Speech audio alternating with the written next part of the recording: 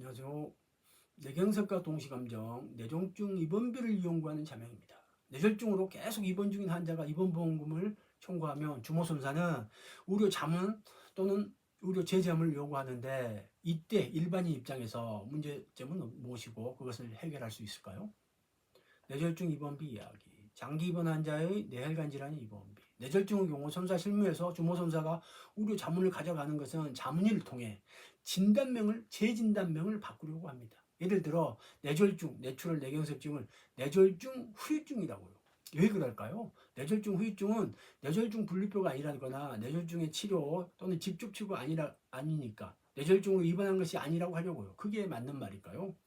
주모선사는 뇌졸중 후유증은 보험 약관상 뇌혈관 질환임에도 불구하고 진단비 치료비가 문제가 아닌데 직접 치료가 아니라고 억지를 쓰고 이상한 언행을 합니다. 급성이 아닌 만성. 의료 자문을 가면 자문의가 뇌졸중 후유증이고 급성이 아닌 만성이라고 합니다. 그런 다음 증상이 고정되어 입원 치료가 필요 없다면서 뇌졸중 입원비에 암술 판례를 들이대거나 보험 약관에 없는 임의적인 기준을 적용합니다. 그러면 주모선사는 그 자문의의 소견을 근거로 보험 약관과 무관하게 학대해서 또 적용해서 전문식이 부족한 환자 상대로 압박합니다. 그런 다음 정액보험 가로채기 끝판왕인 환자인 피보험자에게 면책 또는 감액 합의서 작성을 요구하는 것이 그들의 주 업무입니다. 그런 것을 하나하나씩 자명만의 방식으로 풀어볼까 합니다. 모르면 당하는 의료 자문의 근거, 경험 사례, 보험금 처리 감가. 2014년 뇌경색 진단급여와 입원급여금이 지급되었고 2017년 입원보험금 지급받으면서 확인서를 작성합니다. 2018년 대학병원의 동시잠정을 갖고 입원보험금을 지급받습니다. 2020년 피보험자 측이 추가로 입원보험을 다시 청구하니 실사 담당자가 의료 재자문을 요청합니다. 자명선사는 동시감정은 갈 수 있지만 꼭 가야만 하는 구체적 이유와 의학적 근거 그리고 보험약관 규정을 먼저 보내달라고 했더니 주모선사는 의료 자문 동시까지 심사 보류 안내문을 보냅니다. 보험회사의 보험금 청구 결과 안내문. 2020년 청구 후 보험금 심사를 위해 입원 적정성 등 보험금 지급 사유와 관련하여 의학적 근거 확인 및 재검토를 위한 의료 자문 진행이 필요하여 의료 자문 시행에 대한 동의를 요청하였으나 이를 거부하여 심사 진행이 불가한 것으로 확인되었습니다.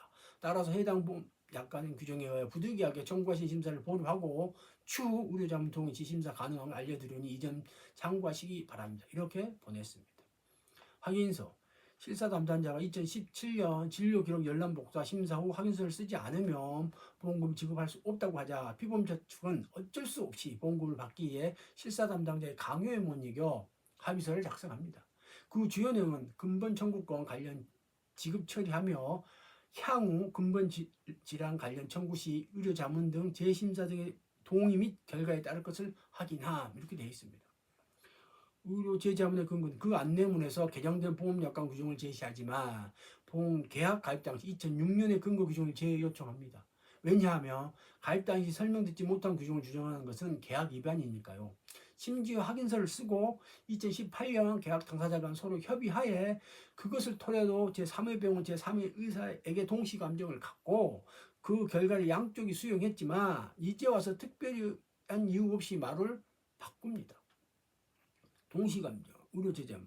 보험회사는 2017년 확인서와 2018년 동시감정의 결과를 자기 스스로 수용한 것을 부정하고 인정할 수 없다며 다시 의료재점을 가겠다는 것입니다. 어쩌라는 것인가요? 주모수사 당신들 마음대로는 안 되고 그런 규정이 있는지 묻습니다. 그런데 재밌는 것은 최근 개정된 약관 어디에도 장기 입원 환자의 경우 입원보험금 청구할 때마다 의료재점을 간다는 규정은 없습니다. 제3자 재활의학과 교수 어때요?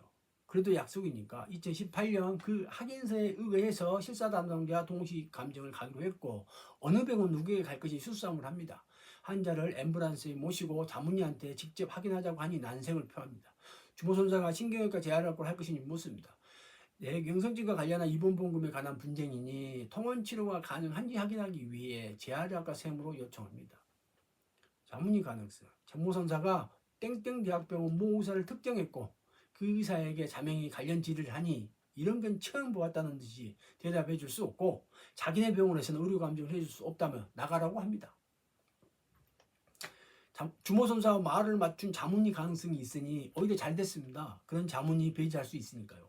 상황은 급변했지만 실사 담당자 환자 측이 서로 상의하에 미루면 시간만 지나가니 다른 의사한테 감정을 받아보자고 해서 주모선사가 선택한 같은 과의 고참 의사에게 진료를 받게 되었지만 주모선사가 인사하고 서로 이야기하는 것이 여유로 보입니다. 자문위의 질의와 문답. 자명의 진료 기록 등을 보시면 알겠지만 독립보험이 불가하다고 하니 역시나 그 선생님은 독립보험은 불가하지만 통원은 가능하다고 하고 시골집에서 병원까지 거리가 있어 버스 타고 다녀야 하는데 치매, 인지장애, 진압년 장애가 있어서 병원을 찾는 것도 힘들다고 하니 보호자가 같이 가면 된다고 합니다. 할 말이 없습니다. 혹시 그렇게 판단하는 근거 기준이나 관련 규정이 있는지 묻습니다. 그런 거 묻지 말고 의사 입장에서 그렇게 판단한다고 합니다. 머리 아픕니다. 그래서 순간적으로 방향 전환합니다. 자명의 상황 파악, 이대로는 곤란하다. 짱구를 굴립니다. 의사가 입원이나 통원이냐에 집중하되 진단명 문제 찾지 않는 점을 감안해서 주치의쌤의 진단서상 주진단 뇌경색진을 보여주고 현재 환자의 치료가 뇌경색증 입원 치료는 맞냐고 하니 그건 맞다고 합니다. 오, 그래요. 준비해간 보험약관 조항을 들이밀고 그렇게 적어주세요. 오, 캐대라. 옆에 있던 주모선사의 속이 타들어갑니다. 2018년 그런 후 보험금이 지급된 것입니다.